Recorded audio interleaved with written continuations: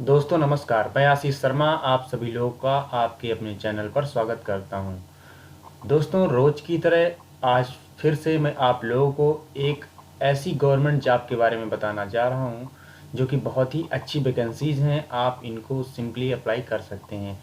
हर बार की तरह आज फिर मैं आपको उस वेबसाइट पे ले जाके उसके डिटेल नोटिफिकेशन को डिस्कस करेंगे और ये जानेंगे कि क्या एजुकेशनल क्वालिफ़िकेशन रिक्वायरमेंट है, क्या एज बाउंडेशन है, कैसे अप्लाई करना है, क्या पेपर का पैटर्न रहने वाला है, क्या हमें फ़ीस जमा करनी वाली है। सारी चीज़ों की डिटेल नोटिफिकेशन से हम डिस्कशन करते हैं। उसी तरह आज फिर हम आपको उस कंपनी की वेबसाइट पे ले चलते हैं और जानते हैं कैसे क्या करना है। तो चलिए हम सीधे अपने ब्राउज़र को ओपन कर लेते हैं और ब्राउज़र को ओपन करने के बाद यहाँ पे हम सीधे सर्च कर देते हैं गोवा शिप यार्ड .in।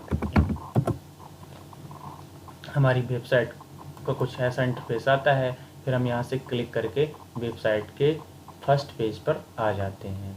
जैसे ही हमारी वेबसाइट खुल जाती है तो हमें कुछ ऐसा इंटरफेस नज़र आता है। इसके बाद हमको इस वेबसाइट पे कहाँ पे क्लिक करना है, कहाँ पे हम अप्लाई कर सकते हैं। इससे पहले आप लोगों से दोस्तों एक रिक्वेस्ट है कि अगर अभी तक आपने हमारे चैनल को सब्सक्राइब नहीं किया है तो प्लीज़ हमारे चैनल को सब्सक्राइब कर लीजिए और बेल नोटिफिकेशन को ऑन कर लीजिए, ताकि ऐसी ही लेटेस्ट गवर्नमेंट्स और मल्टीनेशनल कंपनीज़ की जो जॉब्स हैं वो आप सभी लोगों तक पहुंचती रहें। तो दोस्तों अब हम आगे बढ़ते हैं और ये जानते हैं कि हम कैसे अप्लाई करेंगे और इसमें क्या करेंगे। सबसे पहले हम यहाँ पे कैरियर्स पे क्लिक करते हैं। आपको राइट कॉर्नर पे कैरियर्स का ऑप्शन दिख रहा होगा। जैसे ही हम कैरियर पे क्लिक करते हैं तो कुछ ऐसा इंटरफेस खुल के आ जाता है। इसके बाद हम यहाँ पे first option Goa shipyard limited यानी GSL कैरियर पे यहाँ पे क्लिक कर लेते हैं और यहाँ पे ओके को प्रेस कर देते हैं। जैसे ही हम ओके प्रेस करते हैं तो यहाँ पे हमें कुछ ऐसा इंटरफेस खुल के आ जाता है। अब यहाँ पे हमें आप देख सकते हैं कि बहुत सारी वैकेंसीज़ की जो लिस्ट है वो यहाँ पे डिस्प्ले हो चुकी है।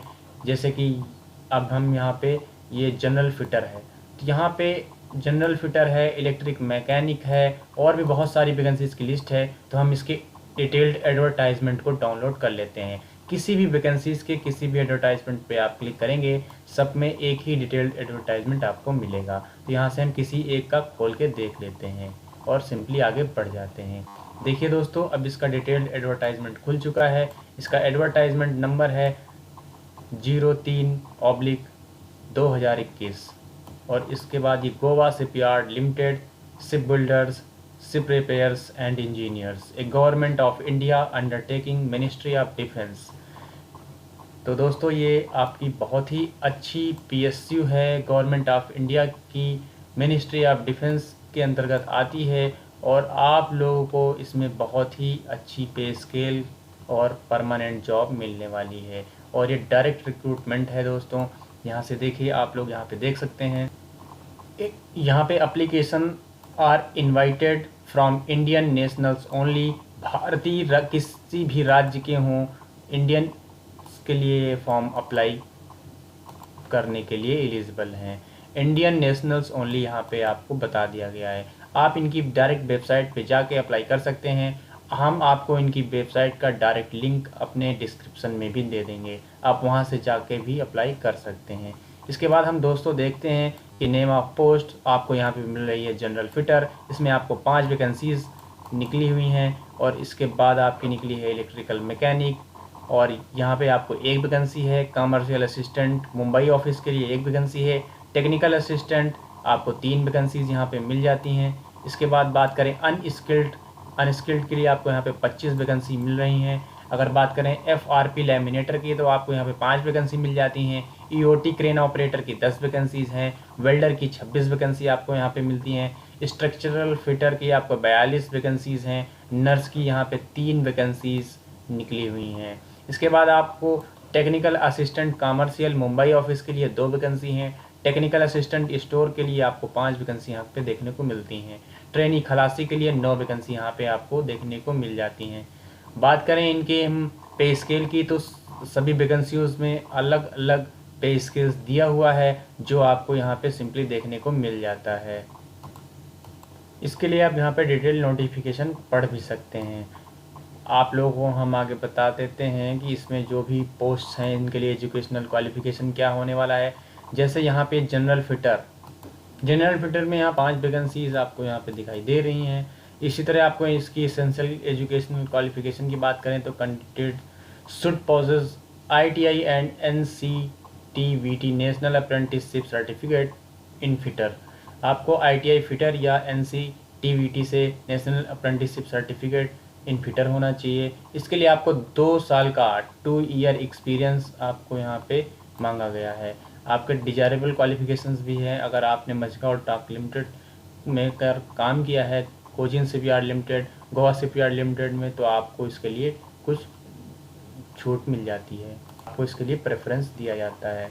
दोस्तों यहाँ पे आप आगे अगर देखते हैं तो इलेक्ट्रिकल मैकेनिक के लिए एक वैकेंसी है। इसके लिए जो एजुकेशनल क्वालिफिकेशन यहाँ पे दिया गया है वो है SSC with ITI in electrician trade. और बात करें अगर एसेंशियल क्वालिफिकेशन की तो यहाँ भी आपको 2 साल का मैंडेटरी एक्सपीरियंस चाहिए। और यहाँ पे अगर बात करें डिजायरेबल क्वालिफिकेशन की तो candidate should be trained in electrical trades from a recognised university या institute and should possess a national certificate of vocational training. और ये प्रेफरेंस भी उनको ज़्यादा दे सकते हैं जिनको Konkani, Marathi along with Hindi and English आ रही है। तो दोस्तों यहाँ पे आप बात करते हैं कमर्शियल असिस्टेंट मुंबई ऑफिस की, तो यहाँ भी एक वैकेंसी है और इसके लिए candidate should possesses degree in any discipline और उसको जो कंप्यूटर टाइपिंग स्पीड आनी चाहिए और application like word, power point with 1 year certificate course in computer application भी होना चाहिए। इसी तरह अगर हम बात करें technical assistant quality assurance, 3 vacancies यहाँ पे हैं।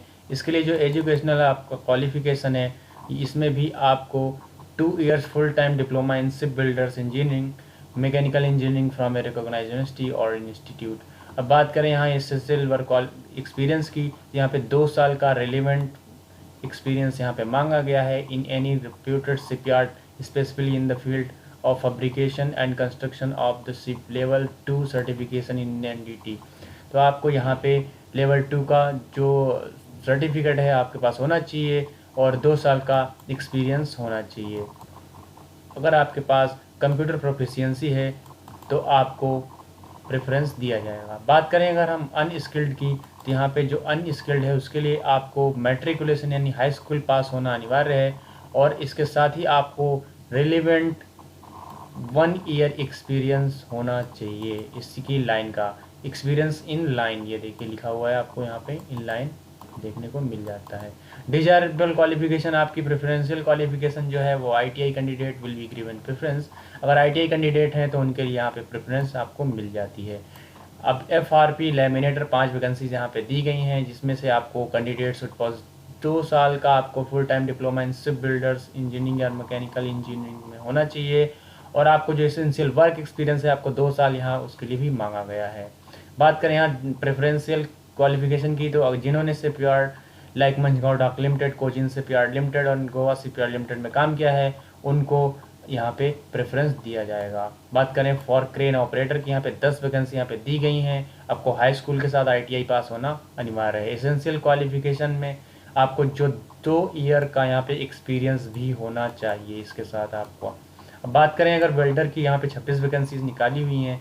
यहाँ पे कैंडिडेट शुड पॉज ITI यहाँ पे या NCTVT से सर्टिफिकेट वेल्डर का होना चाहिए और इसके बाद आपको यहाँ पे एसेंशियल एक्सपीरियंस में 2 साल का एक्सपीरियंस भी होना चाहिए। डिजायरेबल क्वालिफिकेशन में फिर से इन्होंने वही प्रेफरेंस दिया है कि अगर आपने किसी में मझगांव डाक लिमिटेड, कोचिन शिपयार्ड लिमिटेड या गोवा शिपयार्ड लिमिटेड में काम किया है तो आपको प्रेफरेंस दी जाएगी। बात करें अगर स्ट्रक्चरल फिटर की तो आपको यहाँ पे 42 वैकेंसी देखने को मिल जाती हैं।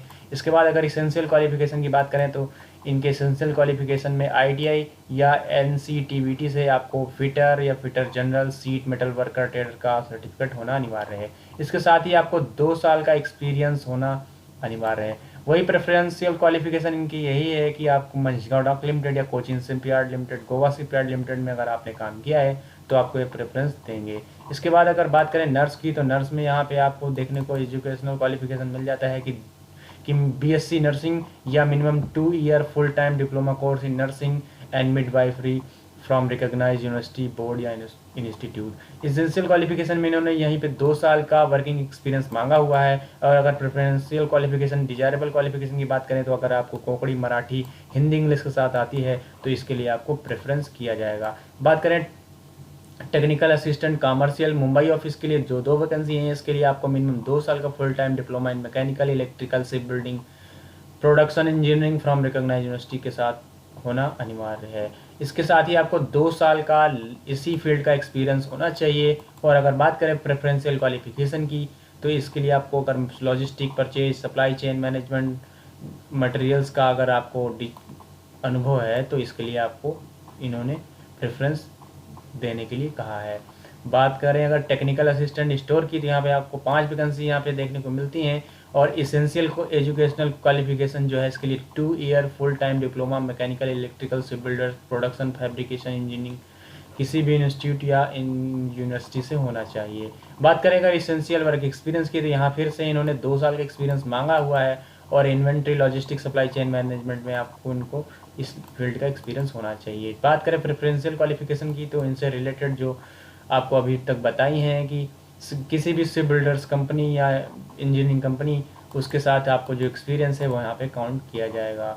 बात करें अगर ट्रेनी खलासी की तो यहाँ पे 9 वैकेंसी देखने को मिलती हैं। The applicant should possess SC with ITI in fitter general.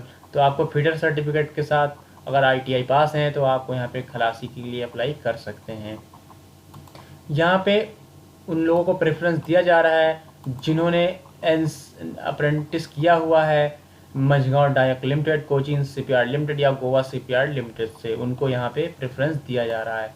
दोस्तों अगर बात करें यहाँ पे एप्लीकेशन की तो आपको जो एप्लीकेशन अप्लाई करना है तो इन्होंने जनरल कंडीशन में ये बात बताई है कि आपको सिर्फ ऑनलाइन ही एप्लीकेशन फॉर्म भरना है। इसके अलावा और किसी भी मीडियम से एप्लीकेशन एक्सेप्ट नहीं करते हैं।